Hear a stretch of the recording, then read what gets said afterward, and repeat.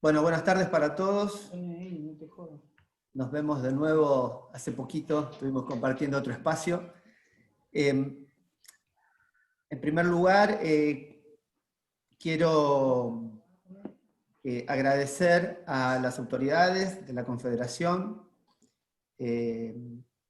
por la posibilidad de participar en esta actividad, por el apoyo brindado durante estos años para la actividad que llevamos a cabo con el programa Buenos Aires 2018 y ahora Dakar 2022. No quiero dejar de recordar a mis compañeros de equipo, Omar, Julio, que están presentes acá, Eso, que son todos mis compañeros, a Fernando Pastoriza, quien fundamentalmente me dio la oportunidad inicial de comenzar a poner en marcha este programa, a Lenar. Así que nobleza obliga, los agradecimientos siempre deben estar presentes porque las oportunidades se generan a partir del apoyo colectivo, el apoyo de las instituciones, y gracias a una gran cantidad de personas hoy podemos conversar sobre este proyecto que hemos llevado a cabo, ¿no? También es un placer profesional compartir, ahora está Luis en el mismo bloque, es un placer para mí compartir con mis compañeros entrenadores tan prestigiosos que tanta referencia hacen a la velocidad del país, así que también es eso motivo de gran orgullo para mí. Y por supuesto que, como comentábamos en otra oportunidad, la construcción de estas ideas que vamos a compartir tiene mucho que ver con las conversaciones y con el haber compartido experiencia con muchos de los entrenadores aquí presentes, haber compartido conocimiento, haber compartido expectativas y sobre todo dudas. La construcción de la velocidad, como la hemos planeado con los chicos, con los jóvenes, responde fundamentalmente a que el entrenamiento es un proceso que tiene aristas filosóficas, pedagógicas, científicas y creativas. Abordar el entrenamiento como un fenómeno complejo es lo que da garantías de cometer menor cantidad de errores. Indudablemente, por eso cuando pusimos en marcha este grupo de charlas con todos ustedes, coincidimos todos los entrenadores que nos toca hablar en que íbamos a hablar de las experiencias vividas, porque la realidad es que está claro que el entrenamiento es un fenómeno especulativo que surge del equilibrio entre el conocimiento y la experiencia. Esto es indispensable. Incluso podríamos hasta parafrasear algún dicho filosófico que dice que la teoría sin práctica es un juego intelectual y que la práctica sin teoría es ciega. Por lo tanto, entender el fenómeno del entrenamiento, sobre todo en niños y jóvenes, sin marco teórico y sin experiencia, nos va a llevar a caer en saco roto. ¿Cuál es el objeto del abordaje del entrenamiento de jóvenes, en este caso de velocistas jóvenes? Tenemos grandes concordancias con lo que promueve la IAF al respecto, ¿no? Periodos en los que hay que aprender a entrenar, hay que aprender a competir, y que para que esto suceda debemos alcanzar distintos niveles de rendimiento.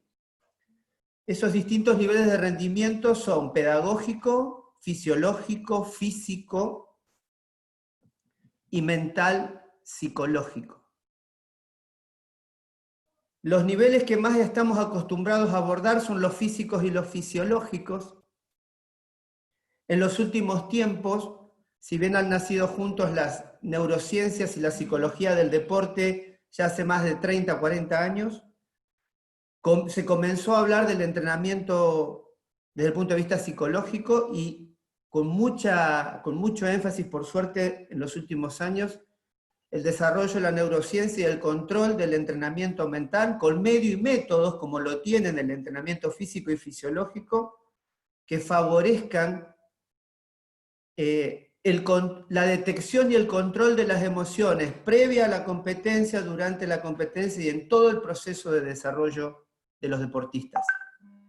La construcción de un joven velocista en favor de que alcance los niveles de alto rendimiento depende en gran medida del equilibrio de estos 4 niveles de rendimiento. Entendiendo el rendimiento pedagógico como la posibilidad de comprender cuáles son las conductas, cuáles son los procesos, cómo se involucra en la realidad del joven el entrenamiento en este periodo. Hablábamos la otra vez en el inicio en la conversación del atletismo de iniciación y tecnificación, de que debemos entender el entrenamiento como una opción, como una elección del deportista, como un camino diario en el que elige esta actividad para ser feliz y lo expresa a partir de aquello en lo que más se destaca, que en este caso sería la velocidad. Debemos acompañar a los chicos junto con las familias para que comprendan que no se trata de sacrificar nada, que no se trata de abandonar otras cosas, de que el sacrificio es una herramienta que nos lleva al éxito. Porque si la búsqueda de la felicidad de las personas y de los chicos que son felices mientras hacen esto, la tenemos como iniciativa a partir del sacrificio, hay una contradicción dialéctica entre el ser feliz y sacrificarse. La construcción mental, la construcción de elección que se hace con un deportista guarda una relación directa con cómo elige en esta etapa de su vida aprender a competir, aprender a correr mejor, correr más rápido, y que comprenda que todo eso es una elección y no es un sacrificio. De esta forma, los alcances de los resultados estarán ligados siempre a los procesos de mejora y no a los procesos de resultado. La preparación de un deportista adulto en este periodo guarda una relación directa con comprender este fenómeno de que lo que el chico debe lograr en estos periodos es entender como objetivo la mejora. La mejora del punto de vista técnico, la mejora del punto de vista biomecánico, bioenergético, la mejora física, que es lo evidente, la mejora fisiológica, que es lo que me sustenta el rendimiento, que de la mano del rendimiento pedagógico tendrá más herramientas para poder controlar su proceso de entrenamiento y ser autogestivo. La construcción del deportista tiene que ver con construir su capacidad de independencia en estas edades para que tome las decisiones correctas. De esta forma, los entrenadores nos transformamos en referencias para construir el camino, acompañamos el camino y no somos quienes determinamos hasta dónde se puede llegar. Somos quienes acompañamos y le mostramos los caminos para que los chicos puedan elegir. Marca una gran diferencia esto en la potencialidad, porque si en estas etapas de 13 años en adelante el objetivo está puesto en el resultado, las chances de la frustración siempre son muy altas y las luchas para sostenerse luego de la frustración cada vez son más difíciles. Ahora, si el objetivo está puesto en la mejora, en la construcción de alcanzar el modelo de mayor rendimiento propio, y eso nada tendrá que ver con los factores externos. Si hay otro que corre más rápido es porque naturalmente tiene esa potencialidad y deberá servir para que nosotros alcancemos nuestras propias metas.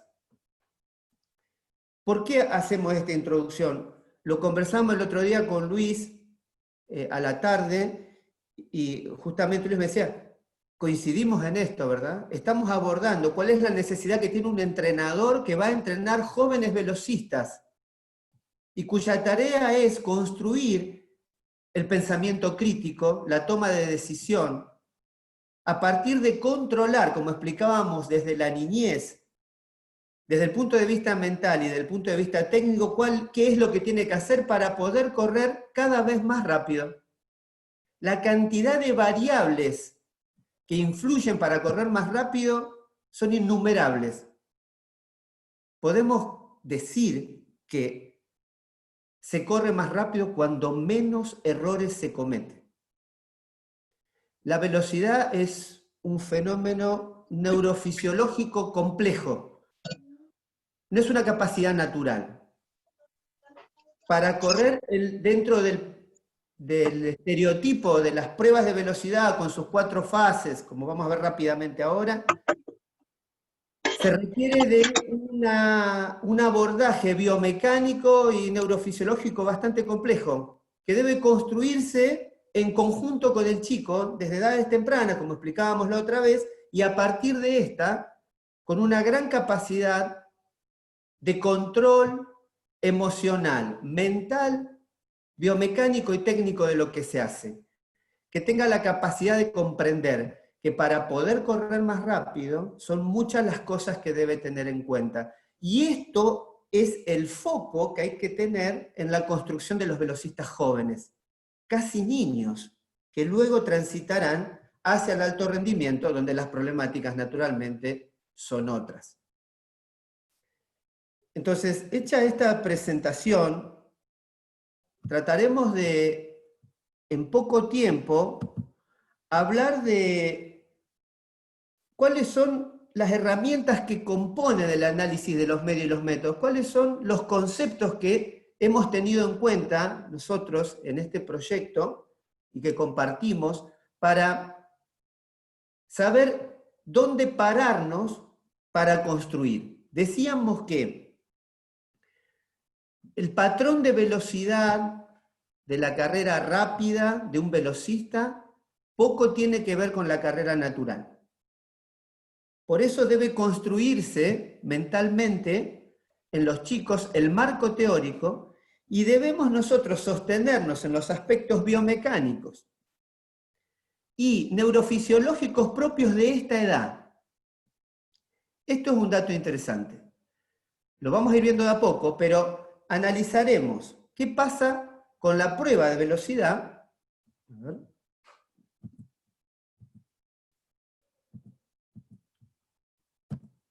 El F5. Ahí estamos. Hablábamos la otra vez. Etapa de iniciación y tecnificación, de 9 a 13 años, y en la etapa de especialización, una etapa A y una etapa B. La etapa A, consideremos siempre la diferencia entre la edad cronológica y la edad madurativa. Son edades de referencia vinculadas con los procesos madurativos, ¿sí? La etapa de especialización de 14 a 16, 17 años, y la de alta especialización dentro de este periodo previo al alto rendimiento, que va de los 16 a los 19. La etapa de A es una etapa que debe tener objetivos casi exclusivamente coordinativos específicos y técnicos, vinculados con el ritmo y con la calidad de ejecución. La construcción del ritmo para las pruebas llanas como para las pruebas de vallas depende claramente de comprender cuáles son las manifestaciones de fuerza que participan en la prueba de velocidad en sus 4 fases y cuáles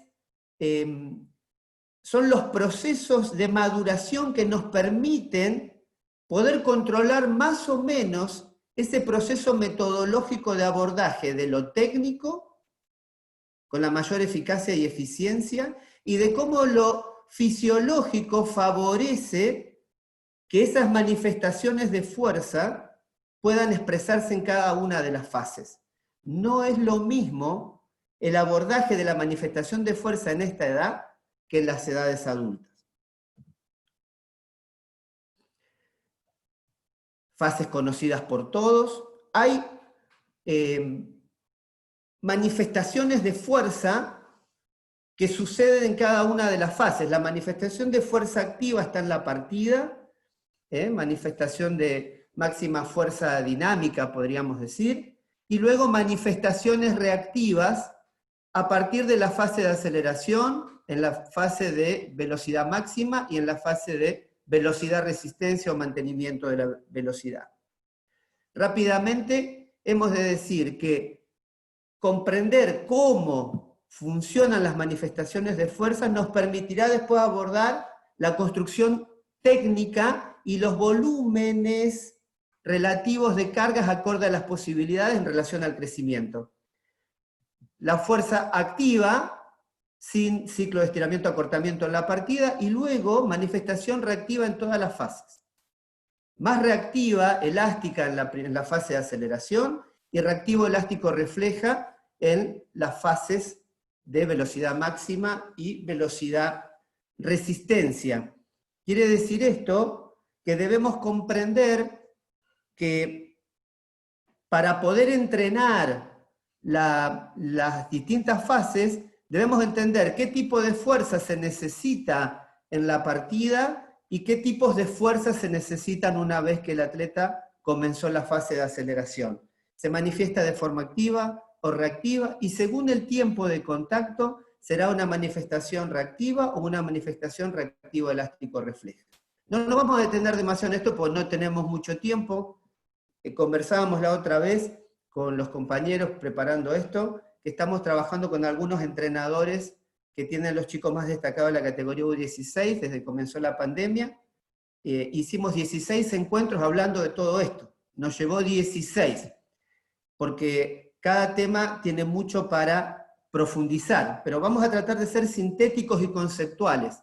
No podemos profundizar demasiado por razones de tiempo, y para tratar de establecer, como prevé este tipo de charla, cuáles son los conceptos a tener en cuenta para después disparar los procesos creativos de entrenamiento. Indudablemente que cuanto más avanza, más fuerza se aplica en menor tiempo, y nunca debemos dejar de entender que la carrera de velocidad es un desplazamiento horizontal con manifestaciones de fuerzas angulares. Por eso es importante comprender que desde el punto de vista biomecánico, el tipo de fuerza que debe aplicarse, el tiempo y cómo debe acomodarse la estructura ósea en favor de las características de la musculatura en esta edad, para que este proceso funcione de la forma más eficiente. Porcentaje de importancia de cada fase sobre las diferentes distancias. A modo de referencia, lo que deja claro este cuadro es que cuanto más larga es la prueba, más influencia hay en las últimas fases. Esto es un cuadro de referencia que también deja sentadas las bases de que, si bien en esta categoría, que es muy importante que todos los chicos en la fase A transiten todo el espectro de las pruebas de la velocidad, 80, 150, 300, 100, 200, 400 metros, de ser posible las vallas, todos, hay una relación directa entre las características y los perfiles fisiológicos diferentes entre los corredores de distancias más cortas y los corredores de distancia más larga. Estos serían los niveles de importancia del punto de vista estratégico para la planificación.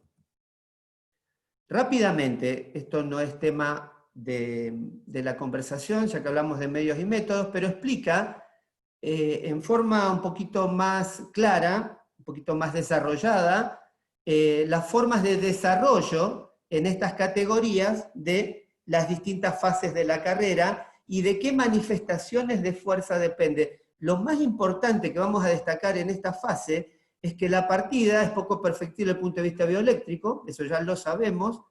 De todas maneras, esto sienta una base muy importante en lo que mencionábamos en la etapa de iniciación y tecnificación, de que es altamente representativo a nivel cortical y a nivel de la experiencia motriz, que el aprendizaje óptimo de las técnicas se realiza en los periodos de entre los 8 y los 11 años, porque la calidad bioeléctrica, la velocidad de la acronaxia en esas edades es mejor que antes y que después. Y los patrones de crecimiento céfalo-caudal y próximo-distal están en el equilibrio ideal.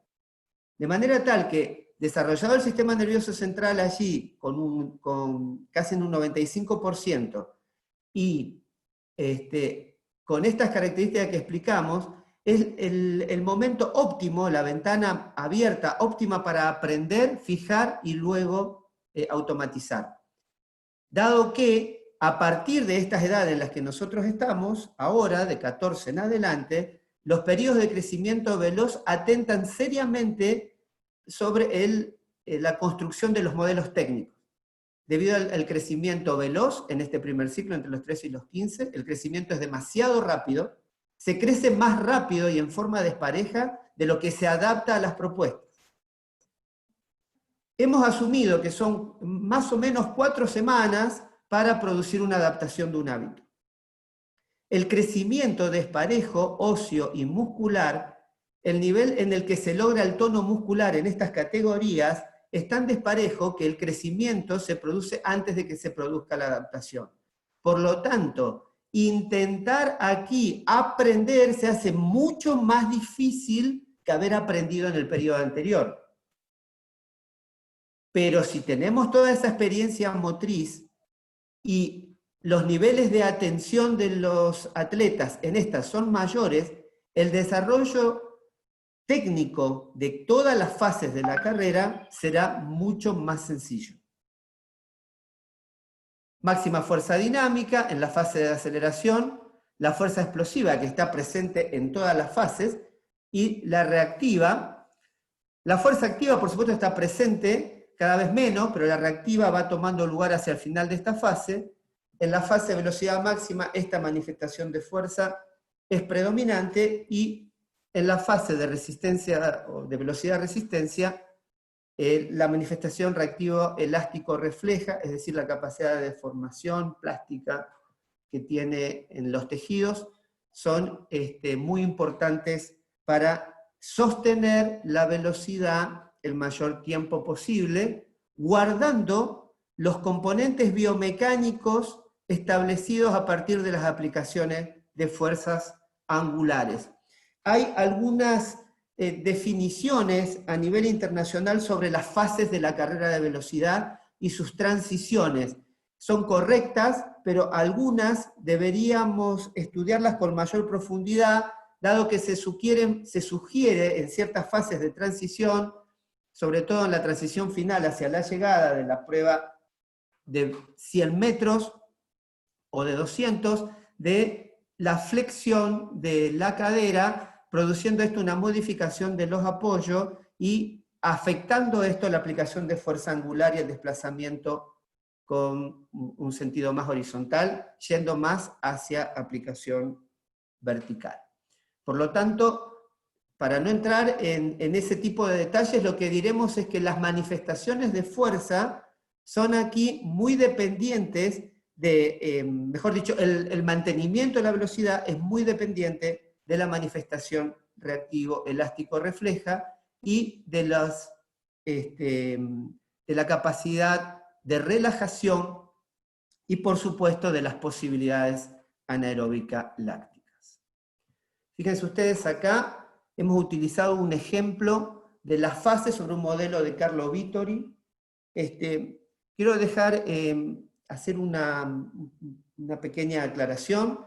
En el estudio de todas las escuelas clásicas de la velocidad, donde más hemos encontrado datos paramétricos que nos permitan tener referencias para construir ahí aprendizaje y poder contrastar lo que hacemos con lo que establece la evidencia científica, lo hemos encontrado en la escuela italiana, y que luego estos modelos de desarrollo de la velocidad fueron profundizados en jóvenes por la Escuela Catalana de Velocidad entre los años 80 y 90, y luego se han hecho algunos ajustes también en esa escuela, y nosotros hemos hecho en los últimos años aquí, con el aporte del Departamento de Biomecánica, con equipos de Fisiología del Ejercicio, y con el aporte de entrenadores expertos de nuestro país, a quien vuelvo a agradecerles los aportes que han hecho a este modelo cada vez que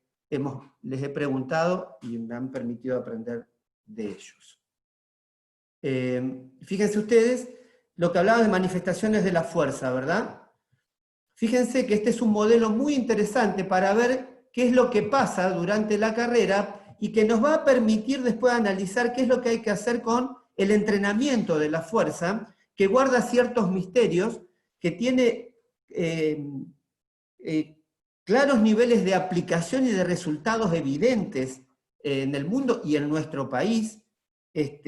El desarrollo de la aplicación de máxima fuerza dinámica, el desarrollo de la fuerza máxima, el desarrollo de la fuerza explosiva y sus niveles de aplicación. De hecho, vamos a tener, ansioso estamos esperando de que Claudio cuente el último día, Claudio Rodríguez, la aplicación de la fuerza en el proceso de aceleración, en la fase de aceleración, en la extraordinaria velocista, ¿no?, de Vicky Woodgard. Claramente ahí se ve cómo se ha hecho, se va a ver muy bien cómo ha hecho la transferencia entre los trabajos específicos del desarrollo de la fuerza y sus niveles de aplicación a la aceleración. Pero, ¿qué queremos destacar? Que en los chicos, estos niveles de participación, ya habrán observado ustedes, ¿no?, cómo coexisten, ¿no? La máxima fuerza dinámica aparece en la partida, y luego existen manifestaciones elásticas. Elástico y elástico refleja o reactiva, es un sinónimo de elástico refleja, ¿sí? ¿Cómo existen? Quiere decir que la aplicación técnica y biomecánica de las manifestaciones reactivas, la utilización de la tercera ley de Newton, de la reactividad, ¿no?, es lo que nos permite poder correr más rápido, ¿no? O poder acelerar, más tiempo de apoyo en la fase de aceleración, y cantidad de fuerza, y a medida que vamos avanzando, sostener valores de fuerza en menor tiempo, y quedamos en dependencia al final, como decíamos, de este equilibrio entre la capacidad entrenada de control reactivo de los pies y la deformación plástica que todo material tiene. Bien, vayamos hecha más o menos esta presentación general sobre qué es lo que moviliza la velocidad. La carrera es una sucesión de saltos y se trata de aplicar la mayor cantidad de fuerza posible en la menor unidad de tiempo, y que esto suceda a la mayor frecuencia posible, ¿no?, encontrando el equilibrio entre la amplitud y la frecuencia. ¿Cuál es la estrategia para entrenar a los chicos?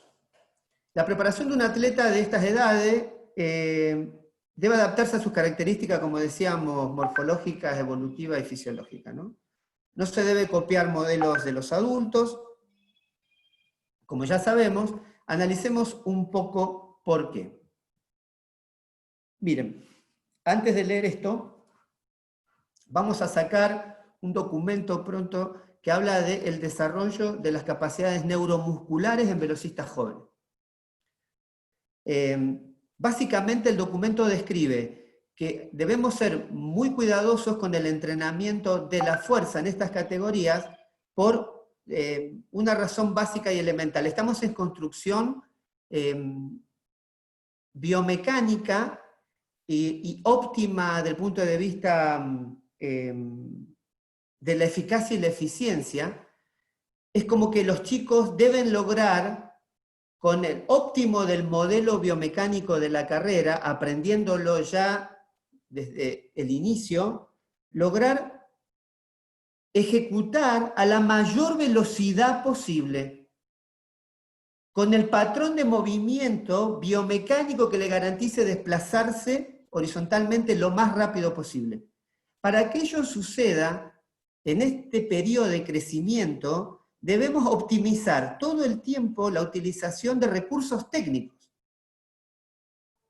La técnica es la base de la construcción de la velocidad en esta categoría. Si nosotros estimulamos el desarrollo de la fuerza, naturalmente se aumenta el corte transversal, si aumenta la capacidad de ejercer tensión y de aplicar fuerza, naturalmente la velocidad depende de la fuerza, pero en estas edades, donde hay que aprender a correr, y que lleva mucho tiempo aprender a correr, si nosotros modificamos mucho el corte transversal, estaremos atentando contra los procesos de desarrollo biomecánico, contra los procesos de desarrollo coordinativo. Aumenta la viscosidad, disminuye la calidad de los movimientos, y como el volumen de actividad es siempre de altos niveles de precisión, los riesgos de lesión son muy altos. A esto le vamos a agregar que como el crecimiento es desparejo, y vamos a hablar del tono muscular, veremos que los extensores logran más tono y crecimiento antes que los flexores en estas edades. Por lo tanto, tienen una tendencia natural a aumentar el tono y la fuerza, y los flexores tienen una tendencia natural a estar en desproporción con ellos, siendo a su vez más laxos, produciendo niveles de estiramiento muscular mejores que los extensores.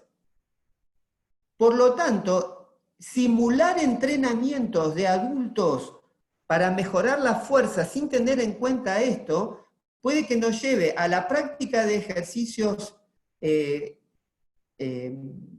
clásicos, ¿no? Que mejoren aspectos de la extensión de la cadera, por ejemplo, sobrecargando ya el proceso natural de crecimiento del tono de los extensores y no acompañando ese desbalance que tiene la madurez de los flexores. Por lo tanto, el entrenamiento de la fuerza en los velocistas jóvenes debe estar orientado en estas categorías al desarrollo del equilibrio del crecimiento. Por otro lado, como lo que nos importa es el desarrollo biomecánico, el desarrollo técnico eficiente, que es muy complejo, esto viene acompañado de que el crecimiento, como hablábamos, atenta contra la adaptación de los aspectos técnicos que son tan importantes. Por lo tanto, esto es lo que responde cuando decimos que el entrenamiento de la velocidad, sobre todo en estas categorías, es un fenómeno complejo, neurofisiológico complejo, que nos lleva a tener claro que las medidas de entrenamiento de la fuerza deben estar sujetas a que no atenten la mejora de la calidad de contracción intra e intermuscular. No podemos desarrollar algo que por naturaleza ya viene desarrollado. Los velocistas son fuertes. No hay problema si nosotros analizamos esto como una parte y no como un todo. No estaría mal decir, che, pero si esta niña ahora es más fuerte, seguramente va a correr más rápido. Y visto descontextualizado, podríamos asumir que sí. No es un problema, eso sería un detalle a resolver cuando ya hemos resuelto una infinidad de cosas desde el punto de vista biomecánico y bioenergético, que todavía no, en esta etapa, recién comienzan a construirse. Por lo tanto, el entrenamiento de la fuerza debe estar sujeto a que los periodos de aplicación de la ley de Selye, ¿no? De adaptación, se cumplan desde el punto de vista neurofisiológico, porque lo que nos interesa es que los chicos logren altos niveles de calidad y que luego de la recuperación vuelvan a estar plenamente listos para lograr altos niveles coordinativos. Si yo entreno la fuerza por separado y como una herramienta anticipada en esta categoría, atentaré contra los principios de recuperación. Entonces, ¿es importante la fuerza? Claro que sí. Ahora, ¿qué lugar ocupa aquí adentro? Y ocupa un lugar de equilibrio y de acompañamiento del proceso de desarrollo neurofisiológico. En esta fundamentación que aparece acá, explica más o menos el abordaje a modo de estimulación mixta de la vía aláctica, láctica y aeróbica. Después ustedes eso lo pueden leer, así no perdemos tiempo leyendo. Decimos que en estas categorías sabemos que el desarrollo de la potencia y la capacidad láctica está reducida en relación a los adultos. Y que todo está reducido en relación a los adultos desde el punto de vista fisiológico. Por lo tanto, también los tiempos de recuperación son más largos. El entrenamiento en una misma sesión del comportamiento aláctico, láctico y aeróbico de potencia aeróbica tiene una representación en el rendimiento técnico mucho más positiva que el entrenamiento de altos niveles de exigencia de capacidad y potencia láctica. Si nosotros entrenamos la capacidad láctica en porcentajes altos como los jóvenes de 19 años en adelante, estaremos afectando el rendimiento bioenergético. Los niveles de recuperación son más lentos.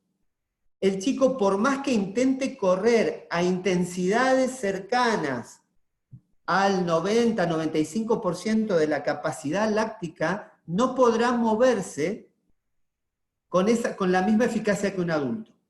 En cambio, combinando el metabolismo de potencia aeróbica que está más presente, y porque aparte recordemos que en estas edades se da el máximo consumo de oxígeno y que el continuo energético es indispensable para que interactúen todas las fuentes, el chico puede correr, sostener la fase de resistencia a la velocidad con esfuerzos de menor velocidad, porque no le van a afectar el comportamiento neuromuscular. Por otro lado, hay características psicomotrices de los velocistas que los exponen a dolores, a una, digamos, negación ante los esfuerzos lácticos, ¿verdad? Salvo los corredores de 400, que claramente se saben fuertes ahí. En general, los velocistas saben el dolor que significa, ¿no? La agonía que significan los entrenamientos de características predominantemente lácticas. Por lo tanto, la base de esto es que respondiendo a las características fisiológicas de esta categoría, desde el punto de vista del desarrollo biomecánico, desequilibrado, extensores y flexores, características de predominio de la potencia aeróbica en el rendimiento de la fase de resistencia a la velocidad por sobre la resistencia láctica, hace que la combinación produzca efectos de desarrollo a mediano y largo plazo más sustentables. Bueno, y ahí abajo está que hay que empezar despacio, ¿no? Con las técnicas de los levantamientos olímpicos, con adecuaciones a los momentos de fuerza y a las curvas de fuerza-velocidad de la especialidad, y los gestos unipodales porque favorecen mucho el desarrollo de la propiocepción. Bien. Periodización. Podemos dividir la temporada en 3 ciclos, más un ciclo competitivo. Fíjense las características, ¿no? Generales, son sencillas de comprender. Hay un detalle importante en esta categoría también, que es mucho más importante. Acá el factor de recuperación, como es más lento, y de calidad, está por sobre otras necesidades del rendimiento. Por eso, fíjense, por ejemplo, 3 por 1 semanas, 3 semanas de carga, ya vamos a ver características de las semanas rápidamente. 1 semana de descanso activo. Totalizar esfuerzos de descanso completo cada 3 semanas con testeos desde el punto de vista técnico, ¿no? Si bien el cronómetro siempre está presente, debe estar presente en favor de lograr calidad de ejecución. Que los chicos estén más atentos a cómo hay que correr que a qué tan rápido hay que correr. porque es un factor limitante para la calidad de la ejecución el estar pendiente del reloj.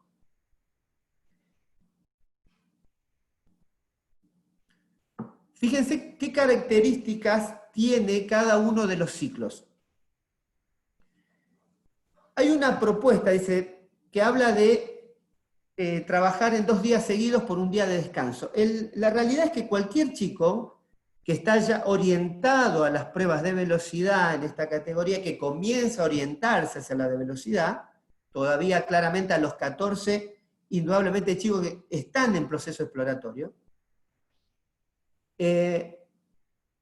entrenar 2 días seguidos, un día de descanso y otros 2 días seguidos, con tipos de carga alta desde el punto de vista neuromuscular, es lo más productivo, favorece el ajuste y la fijación, y permite en esos días que quedan en el medio, que los chicos puedan recuperarse, trabajando aspectos de la flexibilidad dinámica y de la resistencia aeróbica, dado que lo que se pretende es favorecer para que mejore la calidad del entrenamiento y la velocidad de recuperación entre un esfuerzo y otro, entrenar la resistencia aeróbica para que utilizar el lactato como sustrato energético.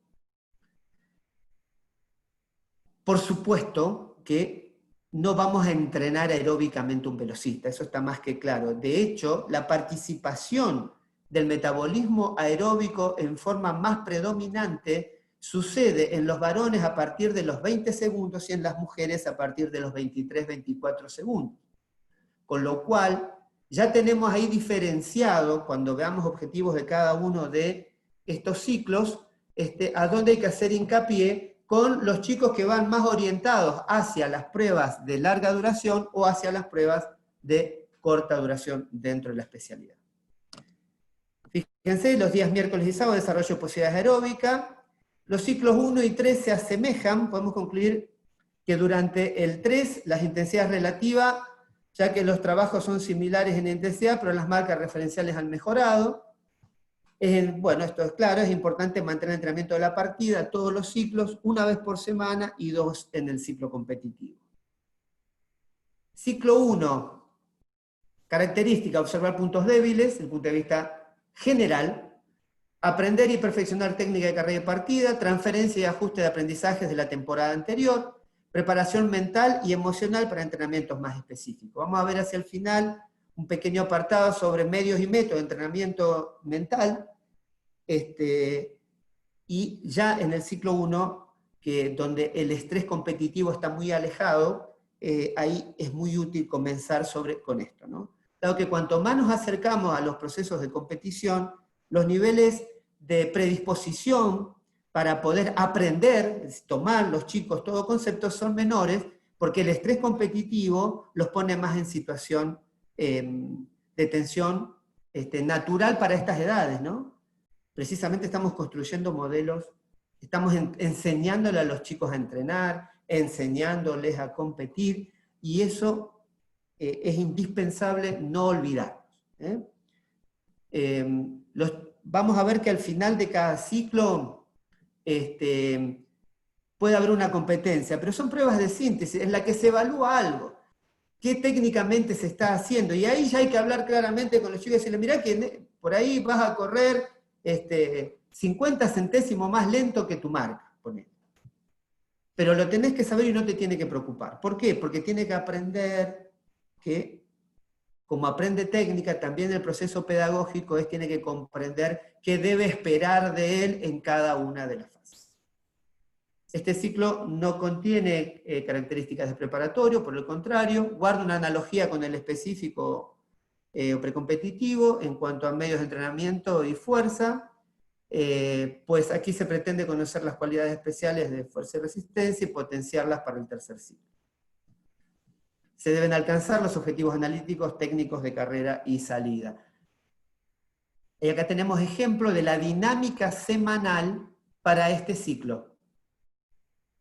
Esto después, este material ustedes lo van a tener para que lo puedan ver en profundidad, porque si no, no vamos a llegar. El ciclo 2.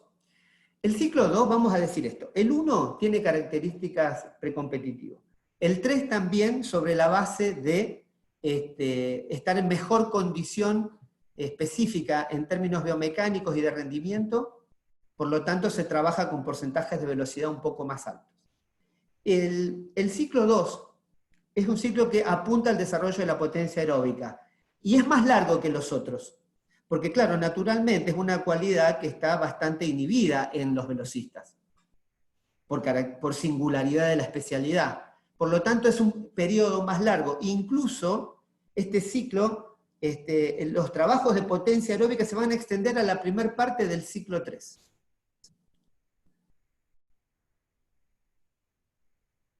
Por eso dice acá que pretendemos adaptaciones a más largo plazo. La dinámica del ciclo 2. El ciclo 3, mantener y mejorar el potenciamiento general y fuerza dirigida, mejorar la fuerza especial con combinaciones de bajadas, subidas a partir de la cuarta semana, culminar la mejora de la técnica de carrera a partir del ritmo entre vallas, mejora de la resistencia específica del velocista, culminar la mejora de la potencia aeróbica durante el primer mes del tercer ciclo. Características, como las ven ustedes aquí, la dinámica semanal y el ciclo competitivo. Observar competiciones con interés de una óptica desdramatizada. Bien. Está claro que el ciclo competitivo guarda una analogía absoluta con los velocistas más grandes.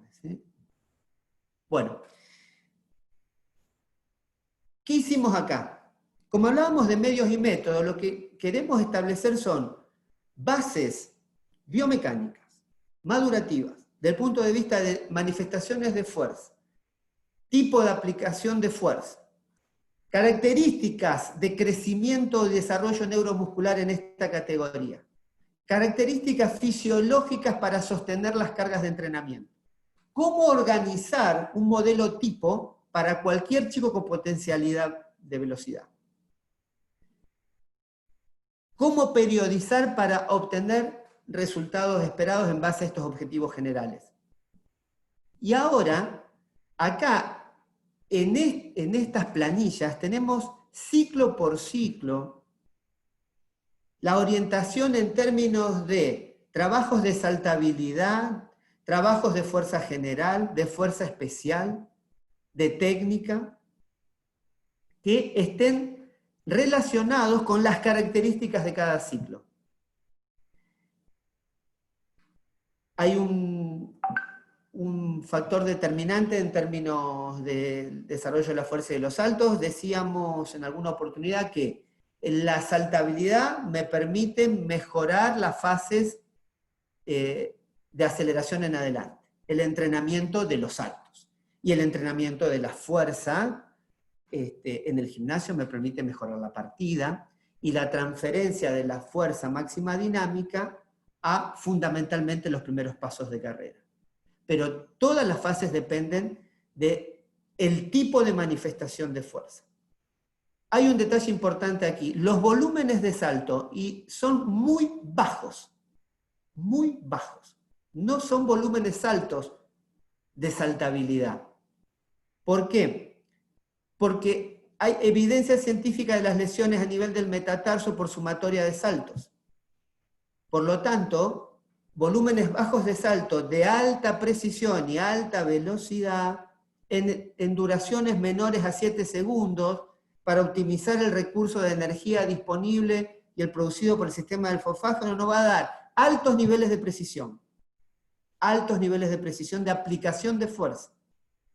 Y luego, lo importante está en que la fuerza disponible, que ya sabemos que es alta, que está en crisis por todo lo que explicamos, se use en el entrenamiento técnico de las fases de la carrera.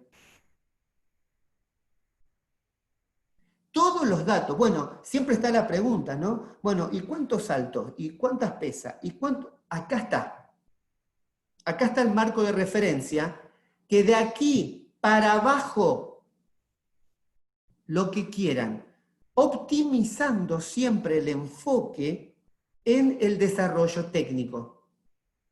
¿Cuándo dejo? ¿Cuántos saltos tengo que hacer? Y tengo que dejar de saltar cuando la calidad del salto disminuye, ¿no? El nivel máximo de eficacia es el último en el que lo puedo hacer con calidad. Entonces, esto va ejercitando la capacidad de control de la calidad de ejecución por sobre los volúmenes. Se mejora lo que se entrena. Tabla de desarrollo de la resistencia a la velocidad específica en los distintos ciclos, datos de referencia, pausas prolongadas, volúmenes, porcentajes de intensidad. Es importante tener en cuenta que los porcentajes de velocidad para una pasada de 300 metros es el porcentaje de velocidad de cuánto hace el 300 en el momento que lo está entrenando, no de su mejor 300, porque en ese ciclo no van a estar dadas las condiciones neurofisiológicas para que esto suceda. Por lo tanto, hay que optimizar ahí, trabajando siempre la máxima eficiencia biomecánica. Por esta razón, la calidad de ejecución siempre va a estar dada en los esfuerzos de corta duración. Este es un programa de desarrollo de potencia aeróbica, modelo, utilizando como referencia los test de consumo máximo de oxígeno. Pero también para quienes utilizan el modelo de entrenamiento de las posibilidades aeróbicas a partir de las áreas de, funcionales o las áreas o las zonas de nivel aeróbico, que interpretan el entrenamiento de consumo de oxígeno a partir de las concentraciones de lactato, tenemos esta sugerencia, que también son relativas. ¿Por qué? Porque trabajar entre el 68 y el 74% dependerá de las características individuales, de posibilidades aeróbicas individuales, y de cuánto trabajo aeróbico haya desarrollado ese chico desde la niñez. En general, estos porcentajes al inicio suelen ser moderadamente altos. Hay que trabajar más bajo, con datos de referencia como la frecuencia cardíaca y la ventilatoria, que si bien tiene una correlación muy baja, son útiles cuando no se puede medir. Pero cuando podemos medir, si el chico se dedica y queremos profundizar en la calidad de la propuesta, hay que hacer test directos en el laboratorio o en la pista de control de lactato. Ideal sería, sobre todo si son velocistas de 300, 400 metros, el control del consumo máximo de oxígeno y su concentración de lactato hemomuscular. Bien, por último, medios y métodos desde el punto de vista mental. Hablábamos con los chiquitos de la construcción del concepto de la atención, la concentración y la visualización. Los procesos de neuroplasticidad. Cuanto más conoce lo que le espera, cuanto más sabe lo que tiene que hacer, más chances tiene de tenerlo presente cuando lo ejecuta. Recordamos que la atención es esta capacidad de poder disociar lo que pasa dentro y fuera, tener control sobre los efectos externos o sobre los aspectos externos que hacen a la carrera. Los aspectos externos están vinculados a competidores, adversarios, clima, situación de competencia, si es la serie o es la final del campeonato metropolitano, provincial. Si hace frío, hace calor, si está la mamá o el papá mirándolo. La visualización es la capacidad anterior, como explicábamos la otra vez con el mismo ejemplo de los saltadores de alto, ¿no? De poder anticiparme y verme en los diferentes planos de qué es lo que tengo que hacer. Poder anticiparme, saber todo lo que tengo que hacer y en qué orden lo tengo que hacer. Y la capacidad de concentración es tener dominio corporal. hemos de construir conjuntamente con los aspectos de la carrera que se analizan de abajo hacia arriba, donde los pies son determinantes para correr rápido, conjuntamente con la construcción teórica del modelo para que el velocista tenga herramientas para evaluar. Todo este proceso mental le da una herramienta que lo salva de los factores externos. Desde el punto de vista técnico, esta reflexión final pusimos, es importante saber las cosas, pero más aún tenerlas presentes. Decíamos al principio, corre más rápido el que menos se equivoca. Se pueden cometer errores muy pequeños. A veces nos preocupamos por situaciones muy complejas y rebuscadas. La pregunta es ¿para qué? Porque si el chico cuando parte, mueve el pie de atrás y tira el talón para atrás en la partida, pierde no menos de 10 centésimas de segundo. Miren, si tenemos un trabajo de construcción neurofisiológica, biomecánica, arraigado bien en la técnica y en los procesos creativos de ver, eso es la experiencia de cada una de las características del lugar, ¿no? De cuánto hay que construir antes de preocuparnos por desarrollar otras cosas que deben desarrollarse cuando todo esto ya se ha hecho. Los chicos, cuanto más conocen, más control tienen sobre su ejecución. Finalmente, tiempo para aprender hay siempre. Siempre nosotros y los chicos podemos aprender. Por lo tanto, la capacidad de pensar debe estar todo el tiempo presente y más aún dentro del entrenamiento. Aquí arriba explicamos que los procesos de neuroplasticidad guardan una relación directa con la actividad física. ¿Saben ustedes que hay estudios que cuando me entreno es cuando mejor pienso? Bueno, entonces tengo que aprovechar ese fenómeno con los chicos para que construyan el modelo y que tengan en cuenta la mayor cantidad de cosas cuando corren. El abordaje interdisciplinario, también hablábamos con Luis antes de empezar de esto, ¿no? Hablábamos de los trabajos que él hizo con el topo que anda por ahí en el departamento de biomecánica por el 2006, decía Luis, ¿no?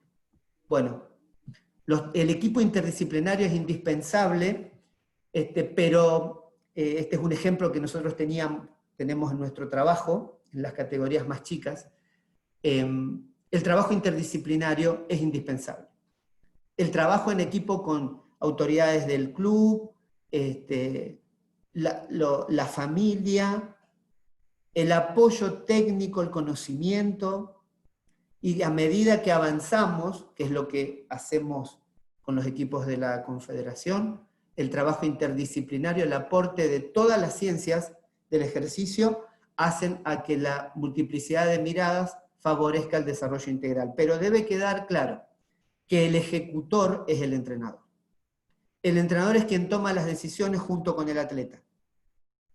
Y las decisiones surgen del abordaje del marco teórico y de la experiencia. Finalmente, acá hay dos cosas interesantes. Los aficionados a la práctica sin ciencia son como el timonel de un barco sin timón o sin brújula, nunca sabe a dónde se dirige. Pero, donde existan muchas ganas de aprender, abundarán por necesidad las disputas, se escribirá mucho y serán muchas las opiniones, porque para el hombre probo la opinión no es más que el conocimiento librado a la práctica. El conocimiento librado a la práctica. Lo último es esto, ¿no? Se construye a partir de los núcleos de cooperación. Cuanto más en equipo podamos trabajar, cuando nos encontremos más entre entrenadores regionales, cuanto más experiencia compartamos, cuanto más conocimiento se comparte, las chances de que los chicos progresen serán mayores. Finalmente, hay una característica que tienen los súper talentosos, y es que responden a esto con más facilidad, pero también requieren de un abordaje pedagógico muy profundo en la que la intervención del profesor en la construcción de su personalidad le garantizará en el futuro como atleta de alto rendimiento más herramientas para permanecer. El hecho de que corra más rápido no lo hace diferente a otros, solo tiene las piernas más rápidas. Bueno, creo que un poco rápido, les pido disculpas por eso, pero no teníamos mucho tiempo.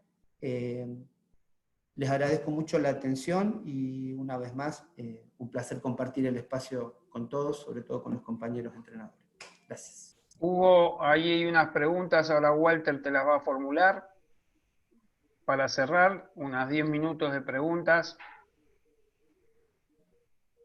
Sí, Hugo, acá entre las preguntas de algunos de los colegas que están participando es la siguiente.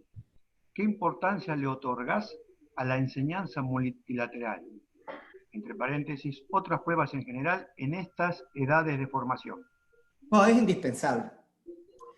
Ustedes saben que en el inicio de estas categorías todavía estamos en multipruebas, ¿no? Por eso decía yo al principio, 13, 14, que el trabajo, los chicos que empiezan a orientarse, se orientan hacia los saltos y la velocidad. Sin embargo, el entrenamiento de los multilanzamientos y el entrenamiento de los saltos establecen bases de aplicación de fuerza general y específica para el futuro velocista. Por lo tanto, yo creo que es muy importante continuar con los trabajos multifacéticos en esta categoría. ¿Qué hemos hecho acá? Si nosotros tratar de dar pautas concretas para la construcción de un futuro velocista, pero con herramientas concretas y bases de maduración y de crecimiento muy claras. Fíjense ustedes que para que el estímulo sea favorable, las entradas en calor de todos los velocistas pueden estar asociadas a las otras pruebas, como explicábamos en la categoría más chica. El entrenamiento multifacético es indispensable en la construcción neuromuscular. De hecho, es indispensable sostener las pruebas combinadas en el inicio de estos periodos. Sí, no bueno, es que yo esté de acuerdo, es lo que indica el marco teórico y la experiencia de todos, ¿no? Hugo, también nos preguntan qué detalles técnicos fundamentales recomendás tener en cuenta en los jóvenes velocistas. Todos. ¿Detalles técnicos? Todos. La construcción técnica es lo más importante ahora. ¿Por qué? Porque todo lo... como hay una... Miren, hay un modelo de educación, el modelo Montessori, una italiana de fines de 1900, de principios, perdón, que habla de ventana de aprendizaje abierta y ventana cerrada. Cada vez que hay una ventana abierta de aprendizaje es el momento óptimo para aprender, porque una vez que se cierra esa ventana, las condiciones de aprendizaje luego son menores. Está claro que, y hay evidencia muy moderna acerca de la neuroplasticidad y la capacidad de aprender todo el tiempo. Siempre que yo estimulo técnica, el chico puede aprender. Siempre. De hecho, ya a esta altura se cuestiona el concepto de las fases sensibles. Hay que estimular a los chicos y mejoran siempre que lo estimulo. Lo que pasa es que en la fase entre los 8 y los 11, ahí las condiciones de aprendizaje son las mejores para todo, mejores que en todo el resto de la vida. Pero a los 14 también se puede seguir aprendiendo. Pero ¿qué pasa? Se cierra la ventana a los 14 o 15 porque ahí el cuerpo estableció información a nivel cortical y a nivel neuronal por el desarrollo del sistema endocrino y su relación con la capacidad del sistema nervioso para poder fijar movimiento. La musculatura, por crecimiento y las características construidas biomecánicas en esta categoría son muy estables. ¿Por qué? Porque la fuerza va creciendo y voy construyendo el patrón, y va creciendo la construcción del patrón a medida que va creciendo la fuerza. Entonces, la construcción del crecimiento va de la mano de la construcción de la técnica. Una vez que yo ya terminé de crecer desde el punto de vista de la fuerza, la mejora desde el punto de vista técnico es mucho más difícil. Por lo tanto, no es que yo lo diga, es lo que dicen estos investigadores, ¿no? Entrenar desde el punto de vista técnico, mejorar al extremo las condiciones de coordinación intra e intermuscular, es la base del rendimiento del futuro velocista entre los 8 y los 16 años. Ahí se construyen los modelos técnicos. Luego vienen a resolver los problemas de los velocistas adultos, que están todos los expertos acá que van a ver más adelante, que ellos van a explicar muy bien qué se hace.